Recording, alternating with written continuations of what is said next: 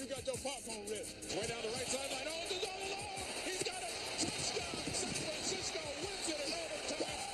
I don't really think there's a way to really stop me. Looking for Moss in the end zone. Caught. One-handed catch by Randy Moss.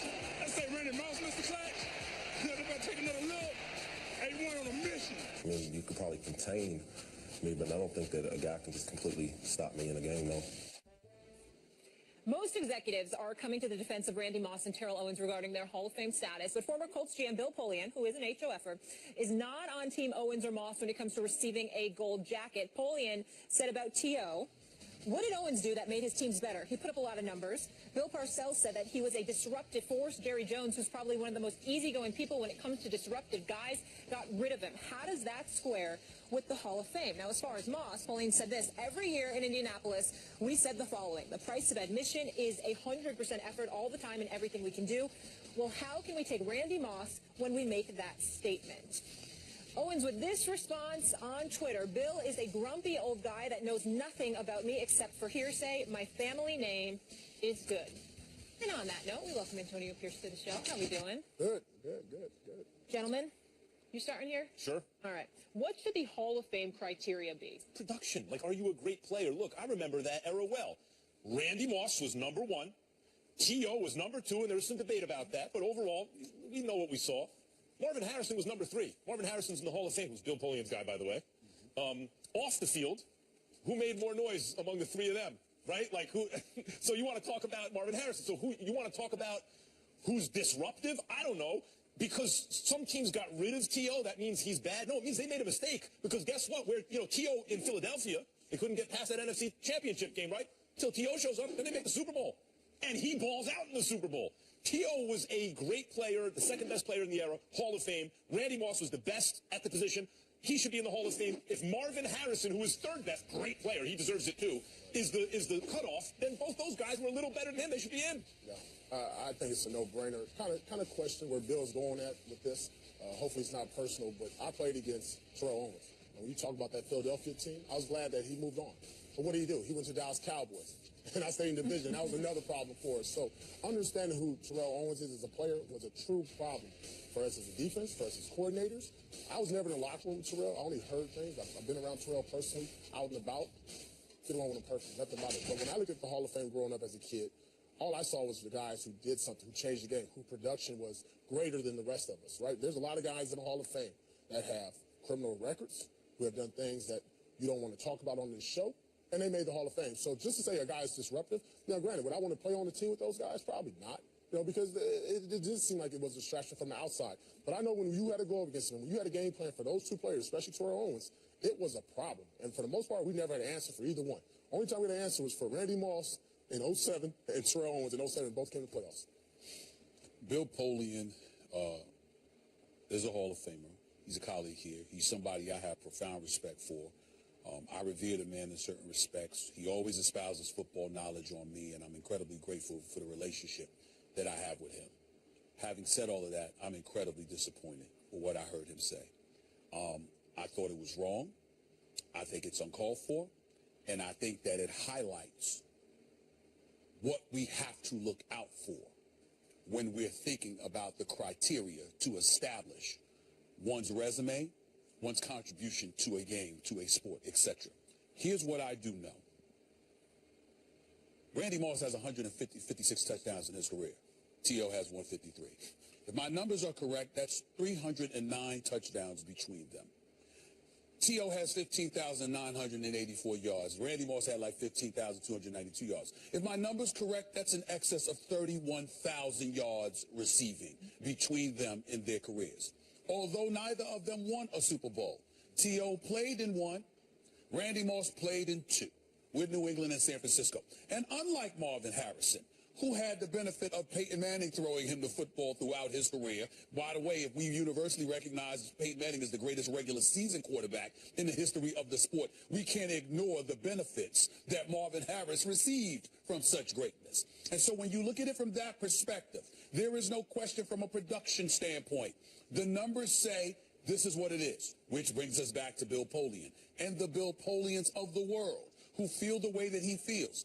My point is, we can't what I would say to Bill Polian, very, very respectfully, is that we can't have that kind of judgment infiltrating Hall of Fame proceedings because it's too subjective. What matters, if Max Kellerman was 20 years older and you're sitting in the same room with Bill Polian with the same exact facts, it would be highly subjective. You'd probably be on the opposite ends of the spectrum as opposed to Bill Polian. That's a problem with Hall of Fame voting because what happens is when there is stuff that is definitive, that's what you're supposed to go by. The subjective stuff is where we get dangerous. I understand if some of this subjective stuff comes in and tips it the wrong way on a borderline case. Right. These are not borderline cases. These guys are like the definition of first or second ballot Hall of Famers if you think that whatever in the locker room disrupts something. Look, ask the people who actually coach them.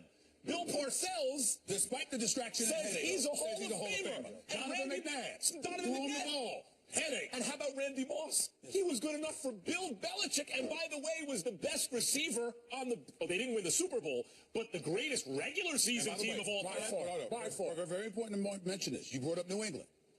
It's not like he played there 1 year now. Randy Moss was there for 4 years. So regardless of how it ended, he was good enough to keep around for 4 years.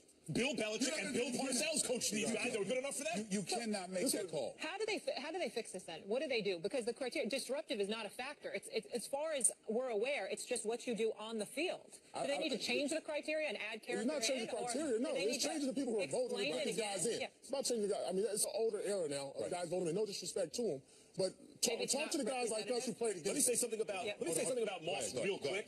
You know what I don't like when people say, well, you need like Bill Polian, who knows a lot more football than he's forgotten more than I'll ever know. I get it, respectfully, as you say. But when he points to, like we say, maximum effort when you walk, some people can get away with less than that, and they're still great. In every sport, we see it. Muhammad Ali sometimes came in out of shape. Babe Ruth was fat and out of shape. Some guys can do it. Some guys don't hustle. They're still Hall of Famers. It's not what we want. It's the way it is. Real quick, the important point to make about a guy like Bill Polian and the Bill Polians of the world is this: that subjectivity is dangerous because you can't just ignore a level of production that somebody put out there. Bill Polian knows more about what went on in the locker rooms of those two guys through their NFL career than we may know. We're not questioning his knowledge. What we're saying is, in the end, that has to be irrelevant because if they were good enough to put in the uniform, and they were good enough to put on the field, and they were good enough to pay, and they were good enough to keep around for more than a decade, if they were good enough to keep around for more than a decade, you can't then turn around and say, we're going to ignore all of that because he was a bad guy. You can't do that. That's not right. They're the first era or generation of the me receivers that we saw in the National Football League. And I think that for them coming down to the Hall of Fame,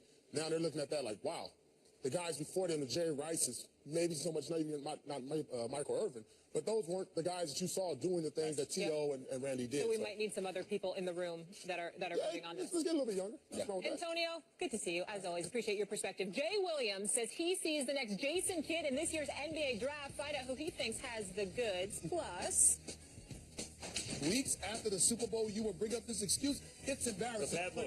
But I will tell you this. I'm not surprised because... What's up, everybody? Welcome into First Take. Thank you so much for hanging with us. Stephen A. Smith, Max Kellerman. How you doing? We doing this now? No, let's do I like sticking with it. We do something different. Yeah. Y'all make it corny when y'all stall. Just do it, baby. Just do it. We just had to work out the Kings. All right. And then we will. And then we'll be y'all. flowing. Hey, guess what? We found somebody.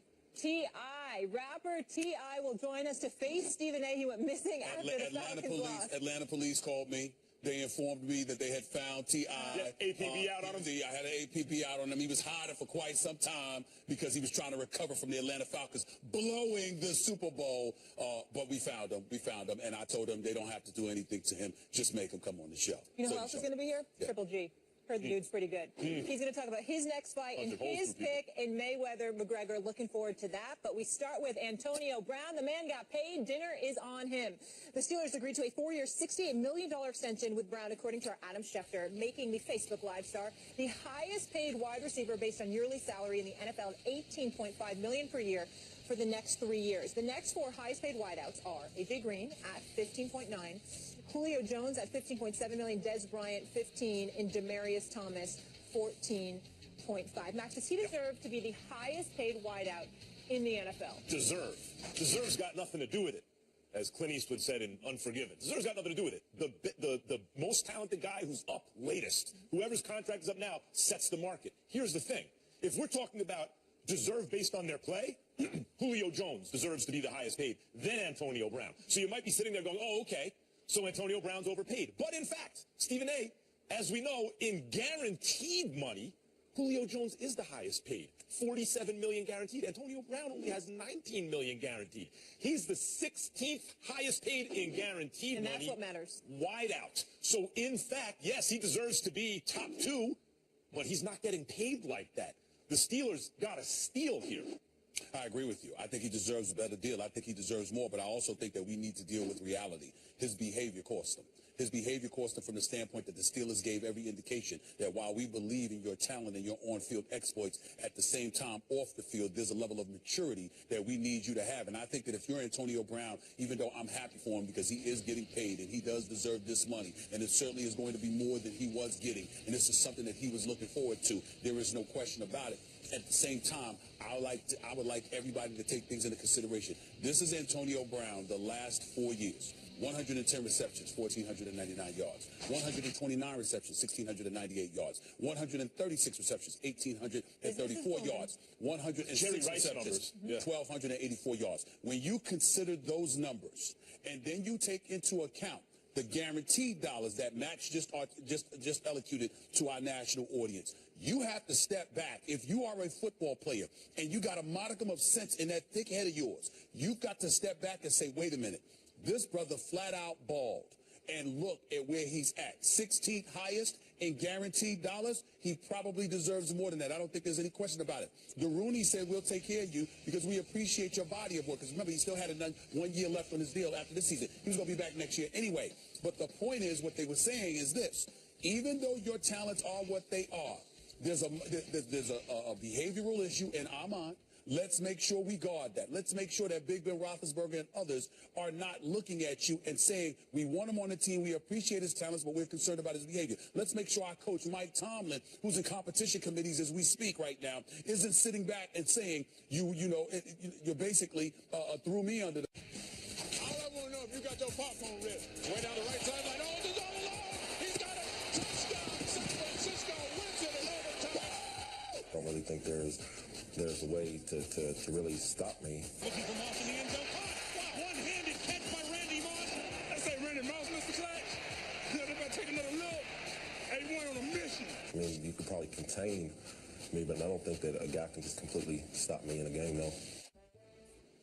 Most executives are coming to the defense of Randy Moss and Terrell Owens regarding their Hall of Fame status, but former Colts GM Bill Polian, who is an HOFer, is not on Team Owens or Moss when it comes to receiving a gold jacket. Polian said about T.O., what did Owens do that made his teams better? He put up a lot of numbers. Bill Parcells said that he was a disruptive force. Jerry Jones, who's probably one of the most easygoing people when it comes to disruptive guys, got rid of him. How does that square with the Hall of Fame? Now, as far as Moss, Pauline said this: every year in Indianapolis, we said the following: the price of admission is 100% effort all the time in everything we can do. Well, how can we take Randy Moss when we make that statement? Owens with this response on Twitter: Bill is a grumpy old guy that knows nothing about me except for hearsay, my family name.